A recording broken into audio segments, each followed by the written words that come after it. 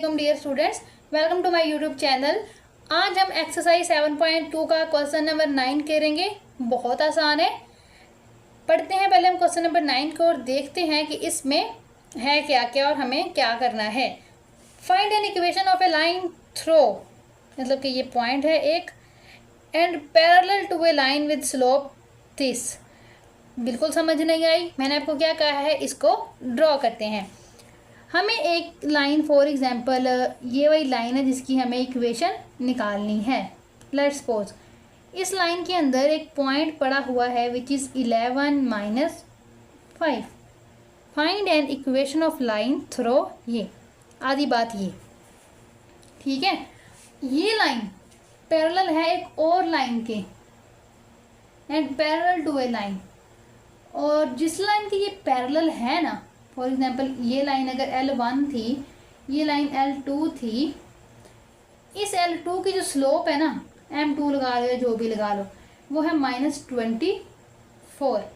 ये सिर्फ दो चीज़ें हमें गिवन है। अब देखो, पहले वही बात हम ये चेक करेंगे कि हमारी रिक्वायरमेंट्स क्या है। हमें पता है कि इक्वेशन ऑफ लाइन जो होती है उसका एक अलग फॉर्मूला है, तो हम लोग ना वो फॉर्मूला लिखने की कोशिश करते हैं। इक्वेशन ऑफ लाइन का फॉर्मूला है y - y1 is equals to m into x - x1। अब क्या होता है, हमें एक चाहिए स्लोप रिक्वायर्ड लाइन की, एक चाहिए हमें पॉइंट, ऐसा पॉइंट जो हमारा रिक्वायर्ड लाइन के अंदर से गुजर रहा हो। तो वो तो पॉइंट हमारे पास है ना, क्योंकि हमें इसकी इक्वेशन चाहिए ना। Find an equation of line throw, ये मतलब इस पॉइंट के अंदर से वो लाइन गुजर रही है, तो x1 और y1 की वैल्यू है। क्या मसला रह गया, स्लोप का। तो स्लोप तो नहीं है हमारे पास, स्लोप बेशक नहीं है, लेकिन एक हिंट है कि ये दो लाइंस पैरेलल हैं। जैसे ही दो लाइंस पैरेलल हों, उनकी स्लोप हमेशा इक्वल होती है। मतलब अगर इसकी स्लोप है ना m1, तो m1 इज इक्वल्स टू होगी m2 के। क्यों? क्योंकि लाइंस पैरेलल है। अगर लाइंस पैरेलल हों तो हमारे पास स्लोप उनकी इक्वल होती है। इट मीन्स इसकी जो स्लोप है m1 वो भी -24 है। मिल गई है ना स्लोप, पॉइंट तो ऑलरेडी था, जस्ट पुट इन दैट। तो 11 5 में से हमारे पास x1 है 11, y1 है -5। अब ये भी हमें एक स्लोप मिली है m1 करके, वो है -24। अब m लिख लो, m1 लिख लो, इससे कोई फर्क नहीं पड़ता।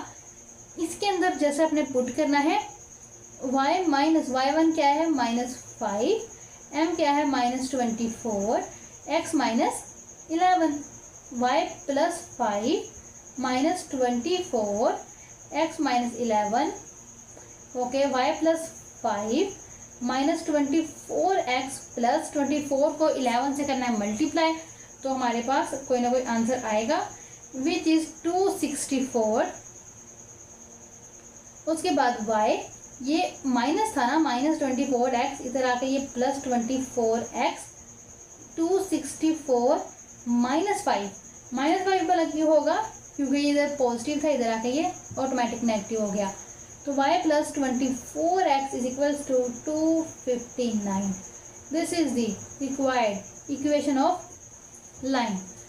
तो यहाँ पे हो गया क्वेश्चन नंबर 9 भी कंप्लीट। क्या था, हम इस दोबारा इसका ओवरव्यू कर लेते हैं। हमें एक इक्वेशन ऑफ लाइन निकालनी थी, इसकी हमें ना इक्वेशन चाहिए थी, सॉरी ऊपर वाले की हमें इक्वेशन चाहिए थी। एक पॉइंट हमें गिवन था जो कि उस लाइन के अंदर कहीं पड़ा हुआ था, स्लोप हमें गिवन नहीं थी। एक और लाइन की स्लोप गिवन थी जो रिक्वायर्ड लाइन के पैरेलल थी, एक और लाइन जो रिक्वायर्ड लाइन के पैरेलल थी। जब दो लाइंस पैरेलल हों, उनकी स्लोप्स हमेशा इक्वल होती हैं। ये बात हम बहुत डिटेल से कब से पढ़ते हुए आ रहे हैं, पहले क्वेश्चन से, कि अगर लाइन पैरेलल हो तो स्लोप इक्वल होती है। पॉइंट तो ऑलरेडी गिवन था जो हमें चाहिए था, स्लोप हमें इस चीज़ से मिल गई कि इस लाइन की जो स्लोप है ना, वही इस लाइन की स्लोप होगी, क्योंकि लाइंस पैरेलल थी। हमने सिर्फ इस फॉर्मूले में पुट किया और ये हमें मिल गई इसका फाइनल आंसर। आई होप कि आपको समझ आ गया होगा क्वेश्चन नंबर 9। तो अब बाकी हम मिलेंगे नेक्स्ट वीडियो में नेक्स्ट क्वेश्चन के साथ। तब तक के लिए अल्लाह हाफिज़, मिलते हैं नेक्स्ट वीडियो में।